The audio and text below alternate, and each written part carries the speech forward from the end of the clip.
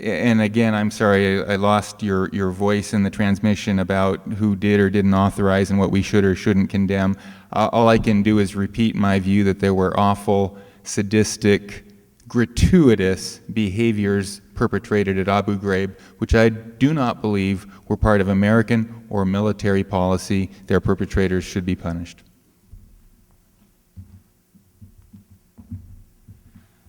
David Iglesias, the attorney in A Few Good Men, was the federal attorney in New Mexico who was fired by the Bush administration, one of 8, for refusing to send Democrats to jail like Governor Spiegelman of Alabama. This is a whole separate line of crime which the Bush administration was involved with. These are all Republicans. David Iglesias was a hope of the Republican Party, and if you want to compare the leaders of the Republican Party now to David Iglesias, if I were Republicans, I'll tell you, I'd vote for David Iglesias against a lot of people. The FBI has criticized the CIA's interrogation practices. Totally. FBI agents have spoken up about the criminal behavior at Guantanamo. The government sent Jeffrey Miller, the general. Rumsfeld sent him from Guantanamo to Abu Ghraib to institute the practices, for which, by the way, the only person they indicted was Janis Karpinski, a general who didn't know anything about it because Rumsfeld set up 2 separate lines of command. Alberto Mora, who was a right-winger from Cuba, but really objected, he was a naval lawyer, to torture, and he thought Rumsfeld had hurt him because he didn't hear anything more about this for a year and a half. He resigned after Abu Ghraib because he had done his best to stop this. It is a matter of honor and a matter of caring about habeas corpus to oppose these policies. We're now going to go to closing statements by our 2 debaters. I'd like to invite Senator Mitchell to speak first for 2 minutes, please.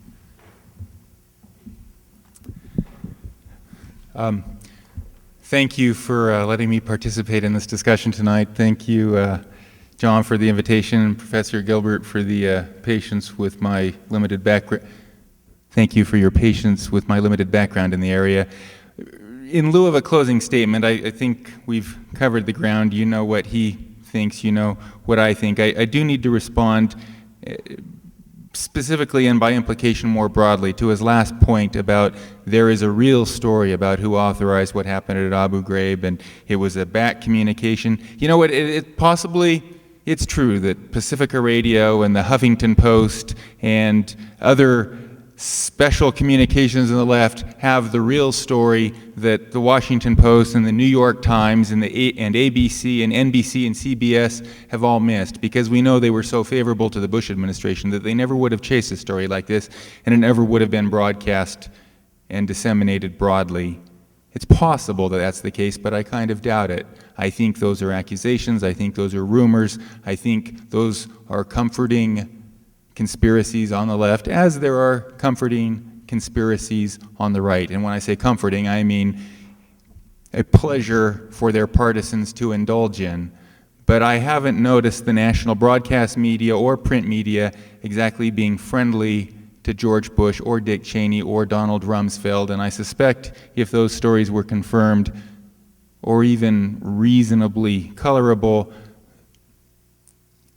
I wouldn't be hearing it here tonight for the first time from Professor Gilbert on a stage in DU some years after the fact. Friends, it's a dangerous world. There are people who mean us harm. It's comforting to not have to make decisions about how to figure out what they're up to, where they're operating, and how to gather the information necessary to protect domestic peace and tranquility.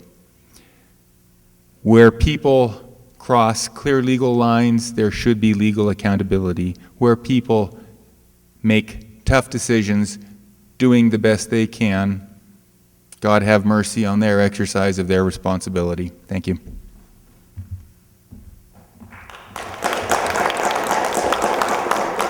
And Professor Gilbert, 2 minutes.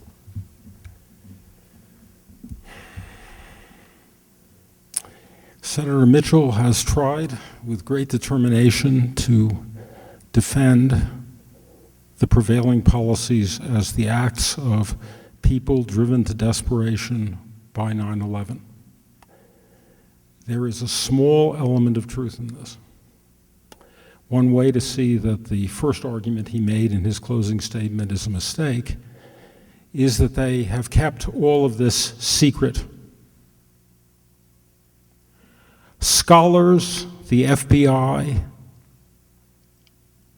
the Republican Susan Crawford, head of the military commissions, General Hayden, who said 3 people were waterboarded. All of this has come out drip by drip, except it's now a torrent. All the world looks at us. In France, they put 5 people to trial who had been at Guantanamo.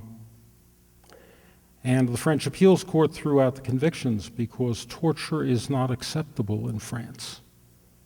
Torture is not acceptable in Great Britain. It is not acceptable by the law lords. Torture is not acceptable to Manfred Novak, the head of the UN. Torture is not acceptable to Susan Crawford, who is the head of the military commissions appointed by the Republican Party. Torture must not be acceptable to us. One last point about war. It's a really crucial point. Yes, there are enemies of the United States in the world. But you can make of few enemies many by committing crimes against humanity. And that is what the Bush administration did. And every decent person of any political persuasion who stood up about it was chased out of the government, including people like Jack Goldsmith. And the Office of Professional Responsibility just said, Mukasey wasn't going to allow them to use the report, that the torture memorandum aren't law, they are apology for crimes. That report will come out in some version under Eric Holder. You claim that this is all a mystery here. I claim that the New York Times editorial is occasionally on the side of the rule of law, but that all of the American press is a pro-war, access-oriented cheering ground. And that's why so many of us, I'm happy to debate anybody, anytime about this. I have a lot of credentials. They ain't calling me up at NBC to talk about it. I suppose there's a reason they aren't calling Karen Greenberg, who's written the torture memos. They're not calling a lot of people. Maybe you should.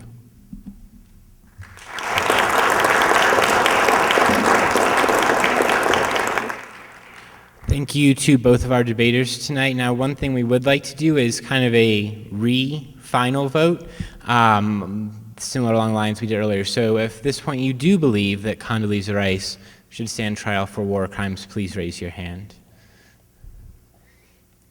And if you do not believe that Condoleezza Rice should stand trial, so a similar ratio. Thank you again to both. I forgot the first thing I should have done is move for a change of venue for my client, but other than that, thank you. Thank you to both Senator Shawn Mitchell and Professor Alan Gilbert for participating tonight. Thank you to Sebastian Doggart and the entire crew of Court and Condi. Thank you to Disclaimer, DU Students for a Democratic Society, DUPB, and Campus Progress as well for helping make this event possible. And most importantly, thank you all for coming, and we appreciate your time very much, and have a good evening. Thank you.